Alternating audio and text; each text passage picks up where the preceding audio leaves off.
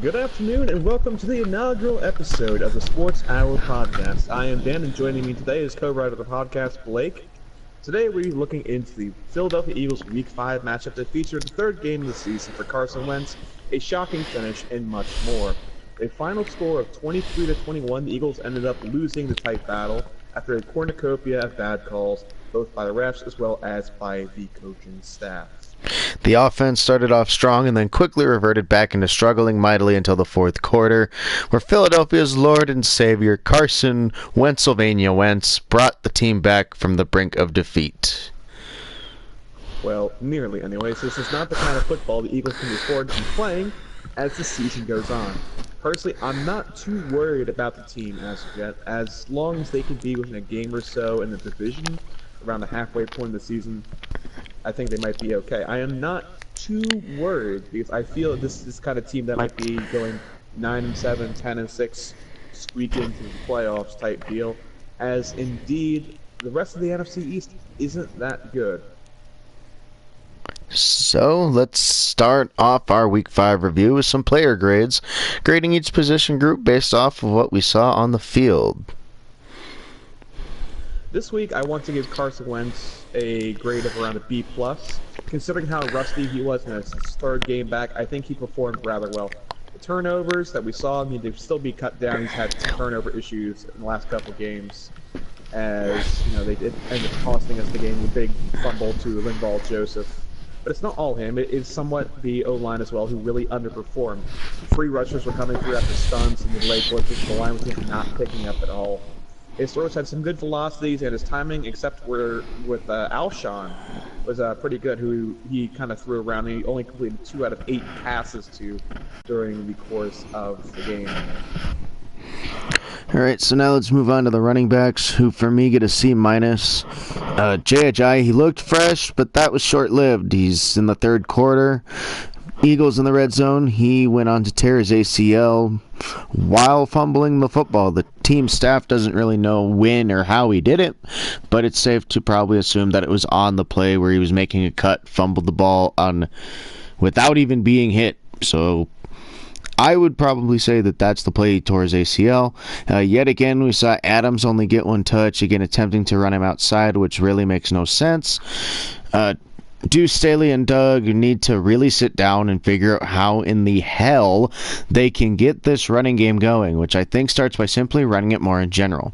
Howie Roseman may be able to mend the situation, as well as there have been rumors of guys who could end up in Philly that range from Le'Veon Bell to Frank Gore to Dion Lewis to Tevin Coleman and to bringing Shady himself back, LaShawn McCoy. All right, and now for the wideouts. Alshon looked rather awful during the course of the game. A lot of drops, a lot of missed balls. He and Wentz just didn't seem to be on the same page, unlike last week, where it looked like he was going to be the true number 1 that this team needed. Aguilar and the rest of the supporting cast looked pretty okay. I'm just going to give them an overall C+ grade. Now to break that down into simply the tight ends, well, the tight ends looked phenomenal. Goddard was nowhere to be found throughout the course of the game for the second week in a row after week 3 catching all of the 7 targets for 80 some odd yards. It was a really good performance out of him. It was his breakout game. We've seen nothing from him since. However, this week it was Zach Ertz that kind of stole the show for everybody, as number 86 went off for double-digit catches and over 100 receiving. Ertz this year is on pace for over 120 catches and 1,300 yards. A small bright spot, an overall not so great team so far. I'm going to give the tight ends a grade of an A-. And to round out the offense, we'll look at the O-line, who really, they were awful. They were absolutely god-awful. Wentz was under fire the entire game, and the guys up front were getting fooled by basic stunts, not passing off blocking responsibilities properly, leading to free rushers diving Wentz into the ground frequently. They opened a few holes in the running game, but they weren't dominant. They weren't. An O-line that is regarded as a top 5 O-line and paid like it too hasn't shown me really much of anything as to why they're regarded as a top 5 O-line. Though they've been a touch better than the last 2 weeks, they get a B-. Now let's dive into the... Sorry. My apologies. You can go ahead and talk. My apologies. Now let's dive into the defensive side of the football. Let's now look at the front 7 with that shut down their run game for the most part. We also saw the tight ends and backs contained rather well in the passing game. However, the Eagles are in the bottom 5 in pressure percentage on the quarterback and is leaving the secondary out there with absolutely no help. If this does not change soon, we'll probably not see some of these guys back after the season, such as Graham Bennett or Nada, to name a few. So we'll give the front 7 C- rating for the Eagles and Vikings game. And now looking at a secondary who weren't awful, but weren't great either. Darby and Mills generally weren't too bad, and Minnesota relegated to throwing lots of short underneath stuff. Sidney Jones is probably having the worst game out of any of them in his short young career. Cousins was 8 for 8 throwing the ball his way. Nor was he terribly successful even helping tackling some of these guys, as we saw guys like Stephon Diggs get multiple screen passes early on in the game, who ran wild for 10, 15 yards after the catch. And we also saw a little bright spot. Avonte Maddox actually wasn't that big of a liability at safety, though the one time where he actually was called out by the announcers was struggling to tackle Thielen on the 60-yard play given up by him and Jalen Mills. Generally, he was okay. When you're a defensive back in this league, so as long as the announcers aren't calling out your name, generally it means you've been doing the job. And for the most part, he wasn't necessarily getting called out too much, so he was doing pretty okay, I thought. Though he wouldn't have been my first pick for the job, he seemed to do okay. And he's a tough young man. He's bouncing back well after giving up the final touchdown in the Tennessee game. So I'm very happy that he's a nice, resilient player, and he's doing what he can with his opportunity. And lastly, we're kind of just going to bundle the rest of the special teams together here, who for me are getting a C+ grade. We saw Jake Elliott do okay, a little pizzazz out of the run game, nothing return game, not much. Sole bright spot for me always with this team is Cameron Johnson, who I love as a punter. I feel very conflicted as I love the job that Donnie Jones did last year. He's a very, very accurate punter, but what Cameron Johnson can do in flipping the field, you can't take that lightly. That's phenomenal. So let's go on a little bit further. So are there any key points you want to bring up after that little rundown there, Blake? Yes. And do they make you angry, perchance? Hell yes. Okay, welcome folks to our first ever installment of Get Angry. Okay, so let's start. Well, Where do you want to start? Well, I wanted to take a minute to complain about the refs. The refs. The Eagles are the defending Super Bowl champions, yet they're getting first-year refs who don't know what the hell they're doing, and the team is getting penalized at a rate that is on pace to break the team record. This is an absolute disgrace. I feel the refs are driving the team to the ground, and yet there is so much not getting called for the other teams. It's disturbing. It's as if they are trying to even the playing field by force instead of letting them play. Let the players play. I'm sick of this pass only, no defense, 10,000 penalty a game crap product that the NFL is feeding us.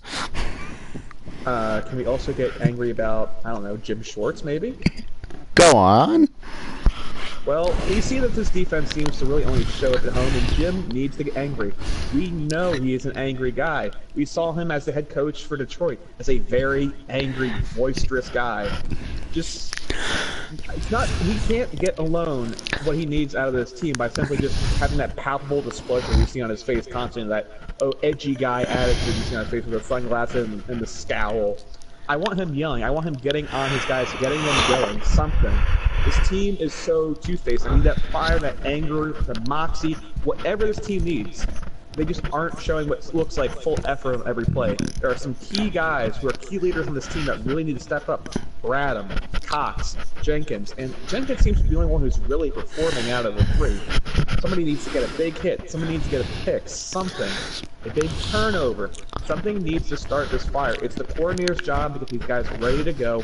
They're stuck in second gear. Emotionally, it's just, they're not there. Even with this game, they didn't really look ready to go. Their front seven was pathetic, and I'm sick and tired of seeing this. It's just a lack of effort, and that's just not the product that I believe these players be showing these fans who absolutely adore them. All right, I could see that. Maybe getting off the angry route, we could look at least look for silver linings in this playbook. Wentz has looked good. Next week we may get Clement back, and another week where the O-line can work together and figure something out. Yeah, and to counter that little last statement there, will they? I don't know. I mean, this remains to be seen. I think Jason Peters might actually be part of the issue on the O-line. I know this past week they benched Wisniewski, but as an O-line, you really need to be able to rely on the guy next to you. And Wisniewski, he's sitting right next to Peters. And Peters, I think, is the actual issue. It's very radical to throw that out there. I know he's a probable guy to go into the Hall of Fame later on in his career, but in his old age, at 36 years old and constantly hurt, he's in and out of the lineup, not just in the game, but simply in practice as well, and you need those reps as a unit. One guy does not make a unit. That's the issue. The reason things worked so well last year, even with Vaitai in at the end, is every week Vaitai was in there, and Vaitai got better and better and better and better after the Carolina game where Jason Peters tore the ACL. So by the time they got to the playoffs, Vaitai was a wall, So that becomes a huge issue where you don't have consistency up front. You can see teams get torn apart by consistency issues. You might lose a guy to injury, but they can sometimes rebound it as long as they don't have more and more and more injuries. It's not all about skill, it's just about chemistry as well when it comes to being a unit like that. So let's finish off this segment here now that I've got some of my anger out, and let's get into another segment, and we're going to borrow this from Home Improvement. We're going to call this Tool Time. We're going to sit here trying to figure out, how do we fix this team? So, Blake, do you want to start off with any suggestions on how we might fix this Eagles team? Yes, Dan, and first off, let's start about how about differentiating some of the formations we see out running. We're seeing too many NFL teams try to run a spread pro offense or a spread option offense or stuff like that you see in the college game. The NFL is becoming a copycat league, as we all know, and right now I feel the hot thing is to copy the college game.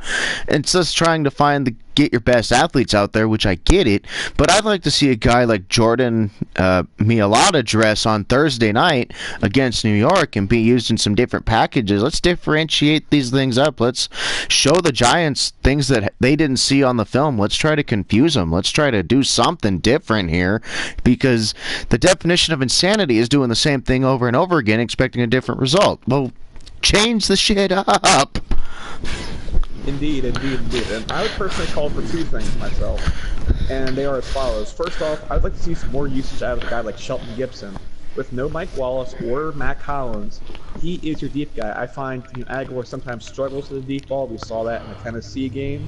And I also want to see Schwartz change up his plan defensively. The idea of maybe playing some more bump and run coverage, as well as putting out the NASCAR package putting more defensive ends out there.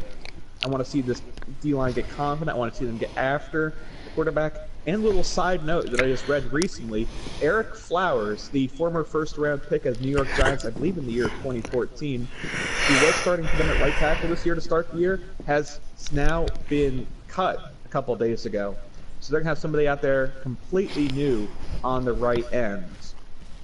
Now, Blake, I want to do one last thing here before we do our game picks and give a score prediction real quick.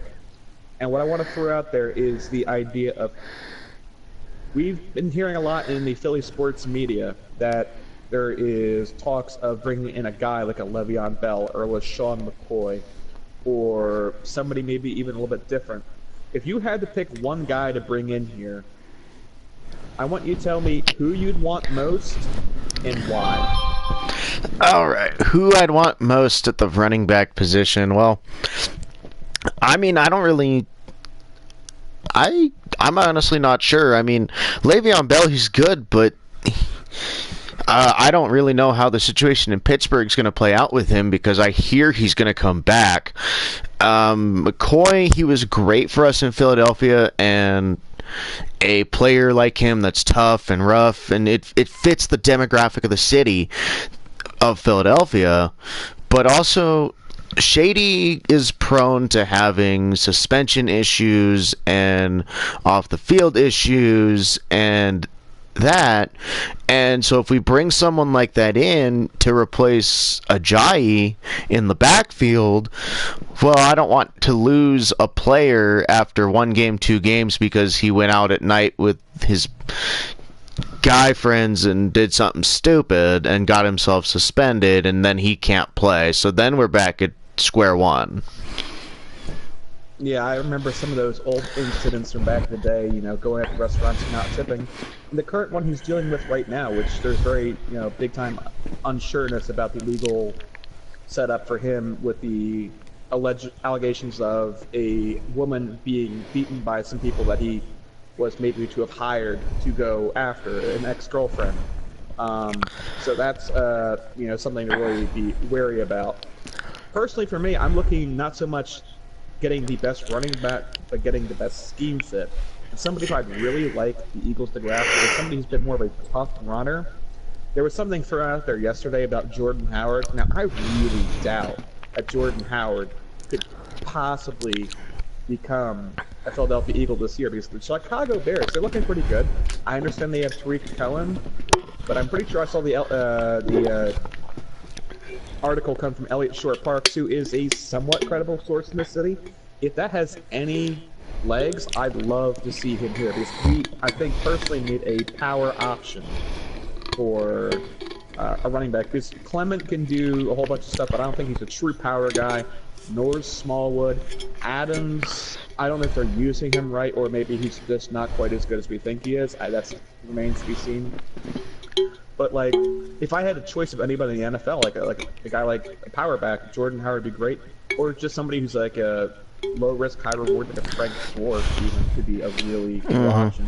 Get somebody old to be funny again because to be another guy from Miami. Yeah, that'd be funny. And the salary's nice and cheap. We can just run him into the ground as much as we need just to supplement because I don't think Clement or Smallwood or Adams is ready for 20 some odd carries a week. But if each of them gets 5 or 6 and we just throw like 10 or 12 Gore's way, I think we can do okay. So I think that might be our best bet. Though, however, a couple days ago they did restructure Fletcher Cox's contract, and unless things shape up, I don't know if they're going to re-sign Brandon Graham. I could predict that maybe next year, free agency, we might very well go after Le'Veon Bell. But that's just, I'm just, nobody told you that, but I'm just saying, it might very well happen. Yeah. As I'm just, if they're taking $4 to $5 million a year off of Cox's contract for the now, and putting it towards his future, and maybe not having to re-sign Brandon Graham, who's currently making about $5 million a year, but who would be maybe demanding of 7 or 8 a year at least. Yeah. You might be able to save some serious cash, and we still have one more year where we're not paying Carson, a $25 million contract. So there are some guys that we can dump in order to make things work. We might have to sacrifice Brandon Graham and maybe not re-signing Ronald Darby amongst maybe one other guy, somebody else, maybe a cash cow like a Peters or a McLeod who's making way too much money for who they are. I think that might very well be enough to bring in a Bell and be able to not make us we're crippled once we have Wentz on the big contract, not next year, but the year after. So it'd be like 2019-20 season. Yeah, because Wentz is still on his rookie deal. Oh, yep, indeed. So let's get into our last little bit here. Let's do our game picks. I'm going to start off, and then let's see if you agree or disagree with me. So we've got the Eagles at the Meadowlands, Thursday Night Football, against the New York Football Giants. Now, I look at this as a must-win game. This is a big must-win game. You lose this game, you are up. You know what creek without a paddle. Yep. Okay? It's bad. So the Eagles have to win. And with guys like Evan Ingram who are not going to be in the lineup, I feel the only way the Giants can really move the ball against the Eagles is by giving a lot of short stuff to Odell. So if you guys are playing fantasy out there, I'm going to say you better start either Shepard or Odell. Because I'm going to tell you right now, both those guys can get at least 8 targets and probably get a lot of slant routes, and eventually they're going to hit a double move on either Mills or Darby or somebody. They're going to hit a slant in and get deep. I'm going to say the Giants are going to score about 17 points in this game. They're not going to run for a lot. Eli's can do a lot of check down, a lot of short stuff, a lot of slants, ins, outs, comeback routes. No kind of fly routes, deep posts, or anything. But I'm going to say the Eagles, they're going to go out there and they're going to put up some decent points. Wentz is looking good. I think a second week in a row with Sam All in there, and they'll start getting a bit better chemistry going, I would hope. And I'm going to call for one of the running backs, I don't know who as of yet, to have a pretty decent game out there and present themselves to be the alpha of that backfield out of the remaining guys. I'm going to call it's going to be Clement, but I'm not sure. But I think one of those guys will really step up. I definitely am going to be seeing a better game out of Alshon this week. You know, he was dismal last week. Oh, God. I'm going to predict a 27-17 win against the Giants. I'm going to say we are going to be having about 27 points from about, 7 minutes left in the game. And the Giants will attempt to play some catch-up, but it'll be all for naught. That's going to be my prediction. Blake, what's your prediction? I agree with your prediction, and I agree with your points, so I'm not going to bore everyone by saying them again. But I think the score might be a little bit closer. I think I'm going to go 24-17 score. Okay. But again, Giants, they're going to be playing catch-up late, but then they're not going to be able to pull it out. So that's my prediction. And actually, we do still have a little bit of time in the broadcast, and I do want to get your opinion on something. We'll actually switch from the gridiron to the ice real quick.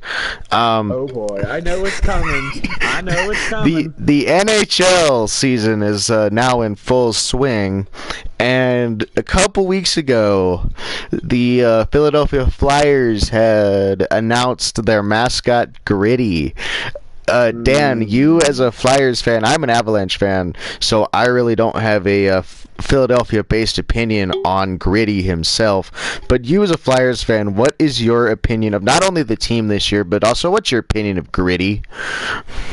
Okay, so we'll start with the team, because Gritty gives me nightmares. I don't want to think about that at the moment. So the team this year, I look at what we're using right now as the second line of Lindblom, Konechny, and number 19, Nolan Patrick. I think those three, if they develop this year, this team can make a playoff run for sure. I don't know if a deep playoff run, but they can definitely make the playoffs. I think they have all the talent in the world defensively. Robert Hague's looked amazing so far this season. Sanheim's looked pretty good. Hague and Gudas is a crazy good PK defense line, and I think they've got all the things they need on the D line. I don't really trust their third and fourth sets on the offense, nor do I trust their goaltending. So those might lead the team being streaky like they have in past years.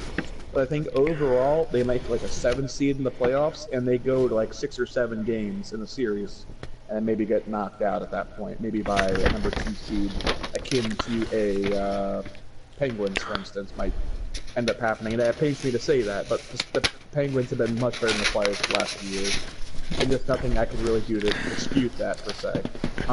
In regards to the mascot, Gritty, you and I both laughed about this quite a bit when it first came out. Yeah, we did. Making jokes about, Muppets or whatnot. I personally had the number 1 comment about Gritty on the local sports radio broadcast of 94.1 CBS Radio, where I said that Gritty looks like the guy who asked me for money outside Wawa last week. Yeah, and for those of you who aren't, Northeasters, Wawa is an upscale 7-Eleven. You guys might be more familiar with things like Turkey Hill or various other, small 7-Eleven-esque type establishments. Yes. Okay, so Gritty, we made the jokes. That thing gives me nightmares, and that thing, that gives me worse nightmares than Howler the Yeti back. Which Howler the Yeti was the Avs' old mascot. That's why we had the Bigfoot patch on our shoulders on the jersey was for Howler the Yeti.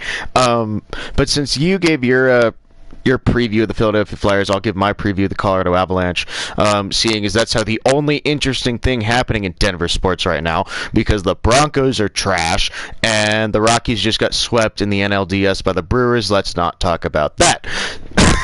So, Avs, the first line, I say, is that's the hero line. That's the power line. You've got Landy, you've got Nate, you've got McKinnon, you've got Rantanen.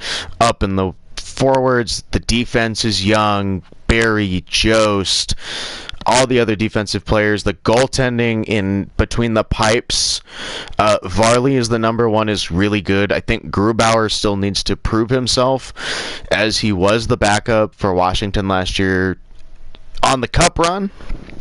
But he was backup, and he's still a backup now. He still needs to prove himself to me. And against the Blue Jackets, his debut last night was very unimpressive, as the Avs fell to the Blue Jackets 5-2. But the Avs, I think, are a good team in the West. Are we going to win the Central Division against the Wild, the Predators, the Blackhawks, the Jets? No. We are not a good enough team to win the Central Division as of yet. I mean, it is way too early to tell. We're only 3 games into the season right now. But I do think that this is a playoff contention team, can make the playoffs. How deep they go in the playoffs is still to be questioned. Last year, they made the playoffs by the skin of their teeth and lost in 6 to the Nashville Predators in the first round of the playoffs, who then ended up getting knocked out by the Vegas Golden Knights. But hockey season's going to be a long season. It's going to be a good season for both the Avalanche and the Flyers, I think. Like you were saying, the Flyers have talent, the Avs have talent. Both teams are young with veteran leadership. So I think that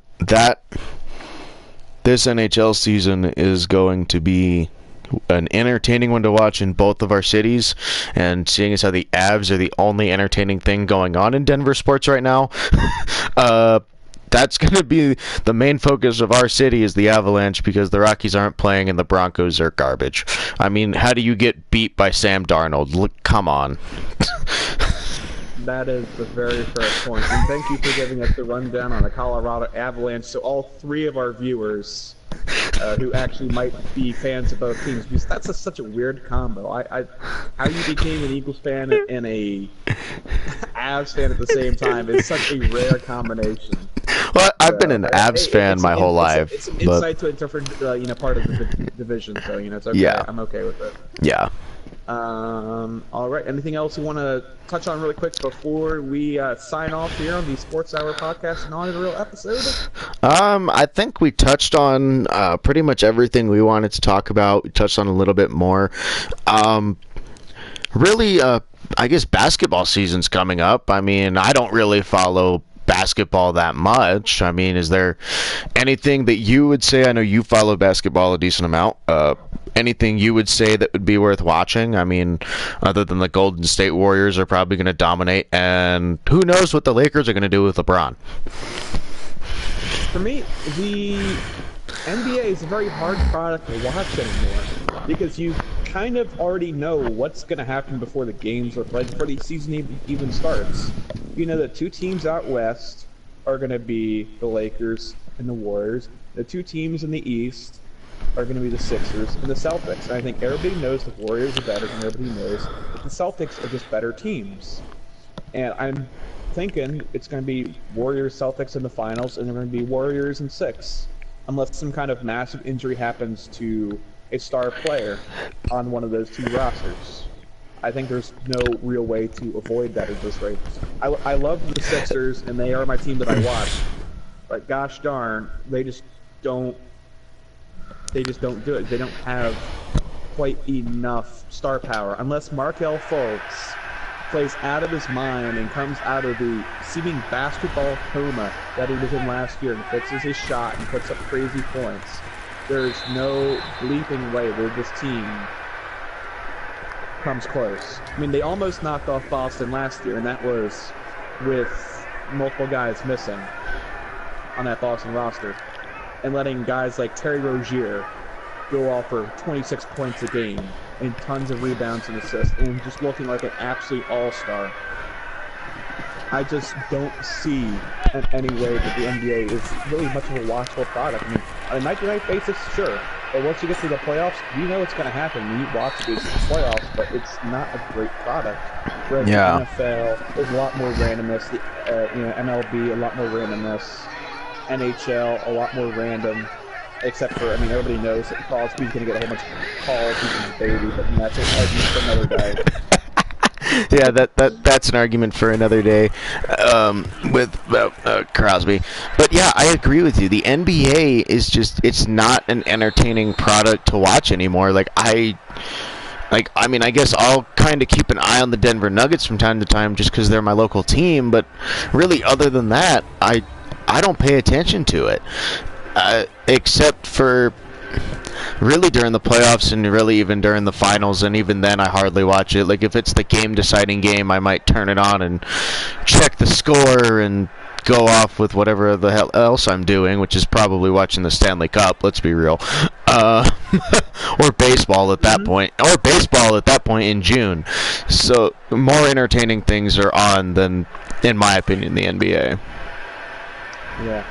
So with that little bit, we are going to be ending the podcast by bashing the NBA because we're such great people. All right. Signing off on the Sports Hour broadcast, I am Dan. And I'm Blake. Have yourselves a great day. Goodbye. Goodbye, everybody.